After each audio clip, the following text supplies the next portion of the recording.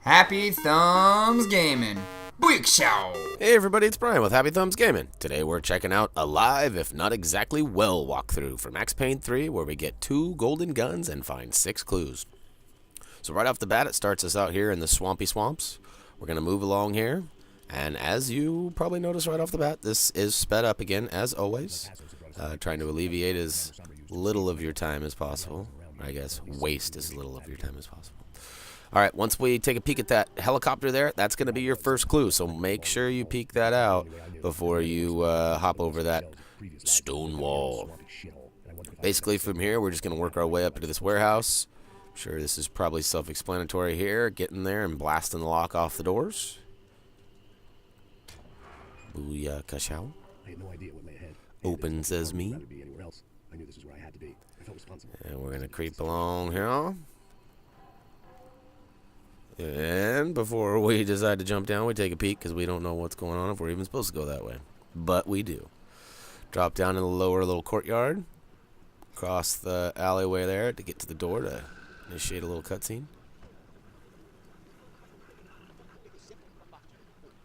And then you can either take out these 2 guys here by shooting them with your silenced pistol, or if you really want to get tricky, you can aim for that yellow block under the front passenger side wheel, and you can let the truck do most of your dirty work for you. You know the e-brake in that truck don't work. So definitely want to move a little faster than we did, because obviously he jumps down and takes a look right at you. So as soon as you return control, you definitely want to blast that block right off the bat. You can save yourself from having to deal with these extra couple of guys too.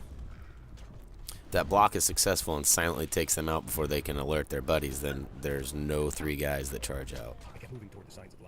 Or there shouldn't be anyways.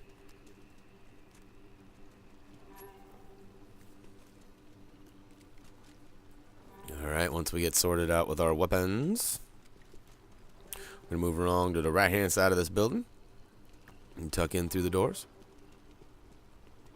I guess the center of the maze was in this direction. Once inside, the cutscene takes over for a minute. Shows you the TV with Fabiana being whooped on. And then you see 2 baddies and take cover. Make sure you take both these guys out. Don't be surprised if you reach out in your first shot and smash the window like we just did there. Once you drop those dudes, you can move along. Easier said than done, right?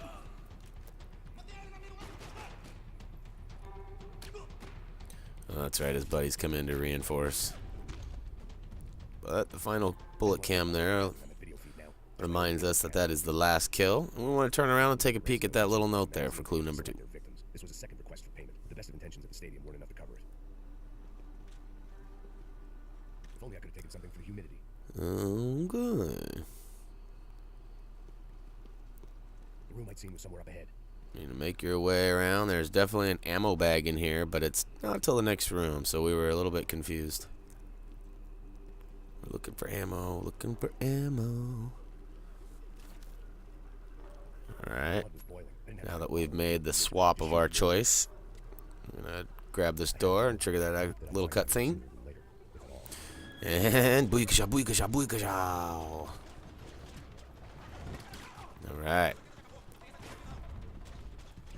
You're going to continue down the right here and make your way through these big containers. But before you do, off to the right there, you can see those boxes. You want to climb up on those boxes. You can actually climb up on the right-hand side, too. If you looked carefully, you could see what we're after. Alright, so golden gun piece number 1.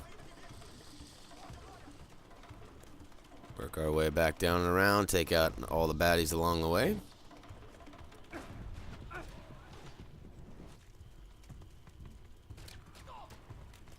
And there's one more dick that gives us troubles. Actually, wait, there might be 2 dicks.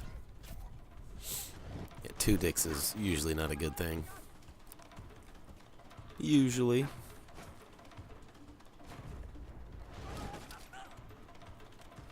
Alright, smart guy. Switch to the left shoulder. Alright. Alright, so here you can actually take out the propane tank on the back, and that definitely helps alleviate some of your problems by surgically removing that dude's face via explosive blast. Nice, nice. Fill him up, fill him up. Okay. Alright, now this is where it gets tricky. So from right here, you want to make sure that you walk in and you check the camera right off the bat as soon as you gain control. They've been making a reality show starring South Hallow's We're actually about ready to get an opportunity to get an extra trophy too. Something wicked this way comes. You got to get 7 kills while jumping from the rickety boat while using free aim. So after a quick infomercial here, we were kind of looking at this. This almost looks like the representations of spots that fills your bullet time cam. So we were wondering if that was kind of a coincidental video or if it was just totally random infomercial.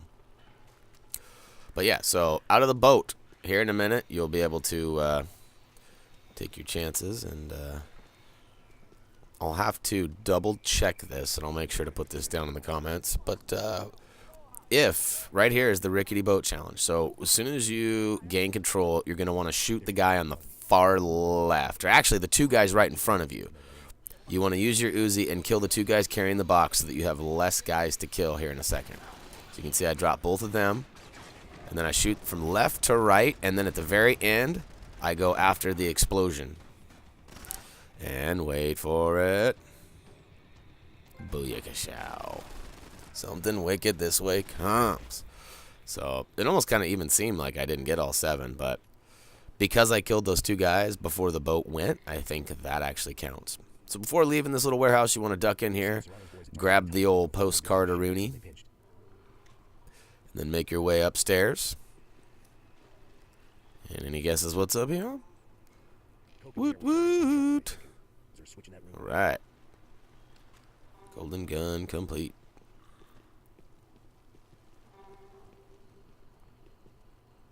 Alright, you gotta make sure you lift this lever. We waited to do so in the event that it triggered some sort of cutscene or sucked us out of the building.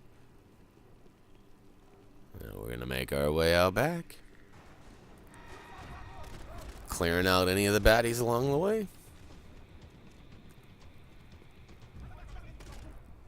Yeah, watch out from above. These guys definitely rain bullets from up top.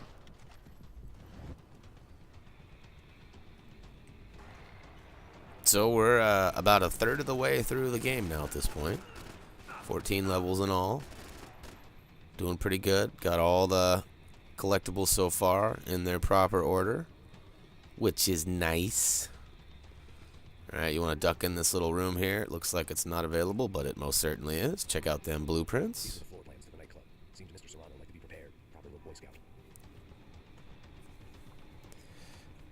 And then make sure you head on over and check out this newspaper.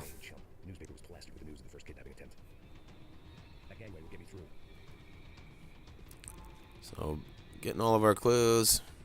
And we're heading out. Grab another golden gun piece that's tucked away out back in the storage container. Almost can't see it. Developers have been getting pretty good about hiding the content that you can see. Like, so if you look out this way, you can't see it until you're standing right on it. It's kind of a good and bad thing, really. Oh, flying through the air. So this part's pretty fun. You definitely can take out any explosives along the way to help taking out the baddies. There's a couple of them coming up. And once we clear this little area here, we'll be making our way out there through the container area.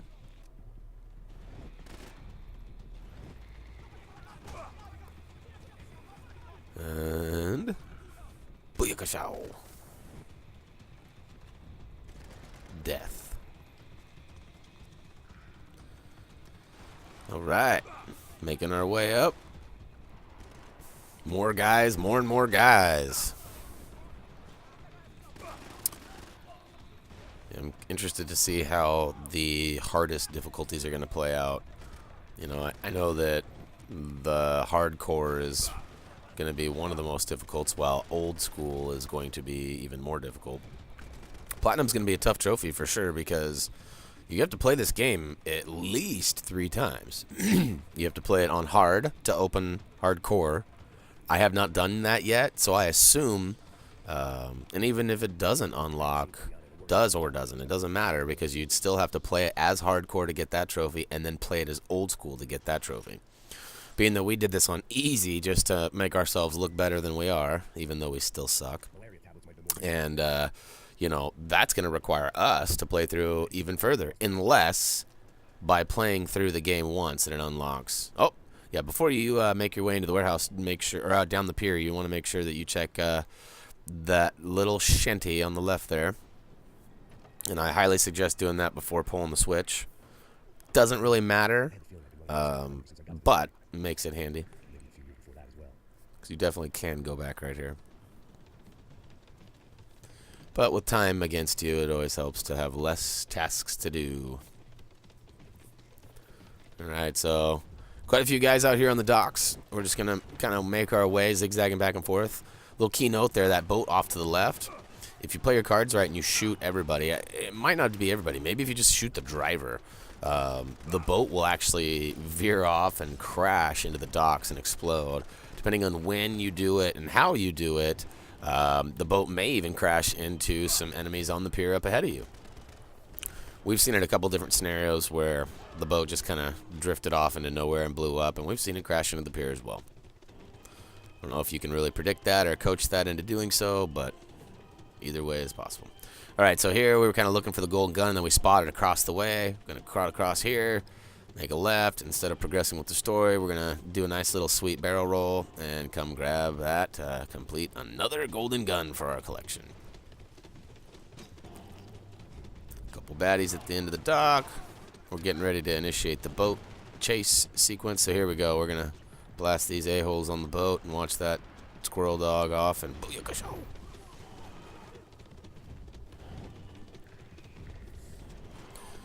So the boat chase sequence is kind of a, you know, I don't know if I'd call it a classic railgun scenario, but it's pretty much like that. You know, railgun shooters to me are, you don't see the character at all. You simply see a, you know, reticle and you know, crosshairs perhaps, and at that point you're, you know, shooting through the screen. Usually the movements are a lot faster than character movements and all that. This one is pretty similar, except for you do see the character and it doesn't seem to be as fast. But no complaints. I mean, it's good. It still functions and works just like it was intended to. Yeah, still haven't ran into any real big complaints in this game, you know, other than that whole cutscene issue. But I mean, we get it. And if that's all I can say bad about this game, this should be in everybody's collection that likes, you know, any kind of action adventure shooter scenarios. Booyah, booyah, booyah. That dude got filled up. And not in a good way. Alright, so here goes the boat sequence. Gotta love Passos showing up right in time. It's like your life is over. Somehow you don't die in that explosion. And then you pop up totally alone. And burning wreckage, and dun-da-da! Your buddy shows up to save the day. I don't know what we pay this guy or what we did to make him so friendly and outgoing, but bravo, Max, bravo. A little bromance, perhaps. And here we go, rail scene. So, generally the boats come in groups of 3s as far as people in them. The boats kind of randomly come. I don't know if it's a matter of how many you kill or if there's a set number scripted for action, but I would imagine that you know, the more you kill, the more you see. So definitely try and blast through the shrubs and anything you can. Any kind of red marker indicates that you're, you know, you're on point with your target. So if you're scoping through brush and you can't see the enemy, but that target, that reticle lights up, then definitely start blasting. And so there's gonna be people throwing napalms at you as well, or Molotovs, whichever. And either way, you want to make sure that you blast them as quick as possible, or you'll end up burning away. Obviously, there's no painkillers to help your boat, so life is pretty crucial in this stage. I imagine in the hard stages, it's probably ridiculous. So Dummy throws a nade, blows the motor up. Your homie goes back to fix it. You got to cover him as you're kind of coasting through an extra concentrated bad guy area. And booyah, make sure you blast that dude's grenade. The house will go up too. Otherwise, that grenade will probably finish you off. No homo. Up here, there's a giant building with a big propane tank. The sooner you shoot it, the faster it'll turn the building into a giant fireball. Doesn't really blow up until it's all on fire, but it definitely, like I said, the faster. As far as your gun overheating, definitely recommend burst fire. Some of you have quick fingers and can burst it almost as fast, and the gun still heats up, but just keep an eye on that red flashing gun overheating symbol to prevent yourself from getting really fucked. Alright, one last mortar stretch here, heading out. Blast a bunch of dudes on the trucks. You know, you can aim for the shooters or aim for the trucks. As you can see here, we kind of focused on the biggest target possible, which was the truck. Focusing on the engine itself will definitely help speed the process up. You know, front end of the car, fenders, and stuff. Not necessarily the engine, but you get what I'm saying. The back tire is not going to blow the car up as fast as the engine would. Alright. Bridge down. Peso spots a detour. Telling you, man. This guy is the man. Alright. Couple more boats to take out. Then we're going to do some James Bond type shit to finish out this level. And if you're following along with us, this will actually also conclude part 1 of the stories. So you will get a chapter, or I mean a trophy for completing the first 5 chapters as well, which is called part 1 complete. Pretty self-explanatory there, huh?